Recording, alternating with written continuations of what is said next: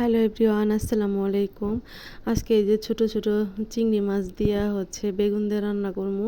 সেই জন্য এখানে ছোট চিংড়ি খুব সুন্দর করে কষায় নিতেছি। আর বাগান থেকে কয়েকটা তরতাজা বেগুন তুলে নিয়ে এসেছি। সেই বেগুনের সাথে আবার 2-3টা আলু কেটে কেটে ধুয়ে নিচ্ছি। নিয়ে এখন চিংড়িটা কষানো শেষ। এখন এর মধ্যে আমি হচ্ছে বেগুন আর আলুটা দিয়ে ভালো করে কষায় নিমু, কষাইয়ে তারপরে রান্না করবো। আর চিংড়ি মাছ তো সবারই খুব পছন্দের একটা মাছ, বিশেষ করে আমার মেয়ে খুব পছন্দ করে, আমারও খুব ভালো লাগে। অন্য কোনো মাছ মানে ছেলে মেয়ে খাইতে চায় না।